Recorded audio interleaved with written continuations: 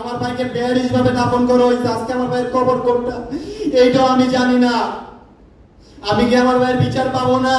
আমার ভাই মোহাম্মদ সোহেল রানা 18 জুলাই বাসা থেকে বের হয়েছে। বের হওয়ার পর আমি সংক্ষেপে বলতেছি, তো বের হওয়ার পর আমরা কোনো খোঁজ পাইনি তার। তো ওই 18 জুলাই উনি দুপুরবেলা আর কি স্বৈরাচার সরকার নিয়ে কয়েকটা ভিডিও আপলোড করছে ওনার ফেসবুক পেজে।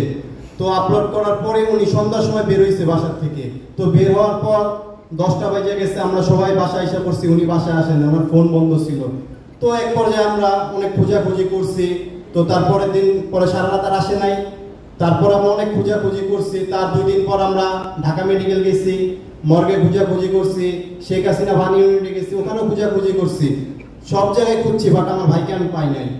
তো আপনার 1 মাস 34 দিন পর, বুঝেন, 1 মাস 34 দিন পর 21শে আগস্ট হঠাৎ একটা ফোন আসলো আমাদের ফোনে যে ভাই আপনার ভাইকে, ভাইয়ের একটা ছবি ঢাকা মেডিকেলে ফোনের ভেতরে দেখছি, ছবি ফোনের ভেতরে দেখছে একজনের ফোনে, তাও 1 মাস 34 দিন পর।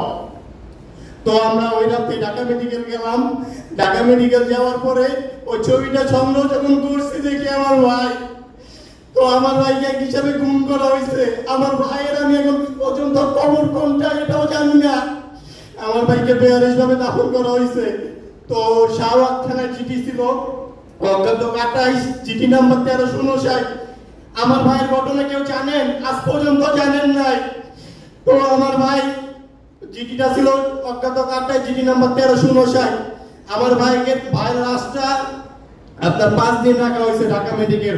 আর আমার ভাই ওই 18 তারিখ রাতে যখন বের হয়েছে ওই দিনেই আপনার যাত্রাবাড়ি কাজলা মহাসড়কে টর্চার করে গুলি করছে। গুলি করার পর সার্টিফিকেটে লেখা ছিল ছাত্ররা নিয়ে গেছে, কিন্তু আসলে ছাত্ররা নেয় নাই, পুলিশ নিয়ে গেছে আমার ভাইকে।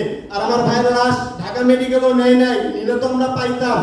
ঢাকা মেডিকেলে মাত্র 5 দিন রাখছে। 5 দিন একটা লাশ কিভাবে রাখে? 5 দিন পর বেয়ারিশ ভাবে আঞ্জুমানকে দিছে 23শে জুলাই, 24শে জুলাই আঞ্জুমান থেকে দাফন করে ফেলছে। আজও আমার ভাইয়ের কবর কোনটা আমি জানি না। আপনারা এখন পর্যন্ত বুদ্ধিজীবী কবরস্থানে কেউ গেছেন, দেখছেন? আমার ওখানে কবরস্থানে যারা থাকে ওনারা বলছে যে 24শে জুলাই আঞ্জুমান থেকে 5 থেকে 6টা গুলিবিদ্ধ লাশ ওখানে নিয়ে কবর দেওয়া হয়েছে।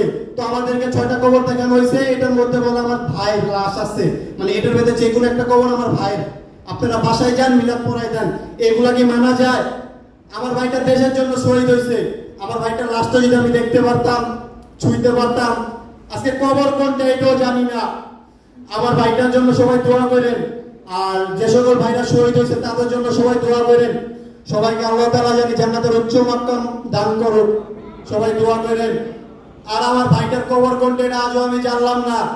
আর আমার ভাইয়ের হত্যার পিছে, এই শহীদ ভাইদের হত্যার পিছে যারা আছে তারা এখনো ওপেনে ঘুরে বেড়াচ্ছে, ওপেনে ঘুরে বেড়াচ্ছে, চলাফেরা করছে। তাদেরকে ধরেন, এই বাংলা মাটিতে নিয়ে আসেন, নিয়ে আসা কি বলবো ভাই, বলার ভাষা নাই। ওরা মানুষ না ভাই, জানোয়ার বললো জানোয়ারকেও ভুল করা হবে, জানোয়ারকেও অসম্মান করা হবে। এখনো পর্যন্ত আমার ভাইয়ের কবরটা খুঁজে পাইলাম না আমরা। বলেন ভাই, আমার মা বাবা ভাই বোন সবাই পাগলের মতো হয়ে গেছে, আমি তাদের আঘাত কিভাবে সামলাবো ভাই বলেন? আজ পর্যন্ত কেউ আমাদের পাশে আসে নাই। তো এখানে মাহবুব ভাই আছে একজন, ওনার মাধ্যমে আজ আমি এখানে আসছি। ওনার ঋণ আমি কখনো ভুলতে পারবো না।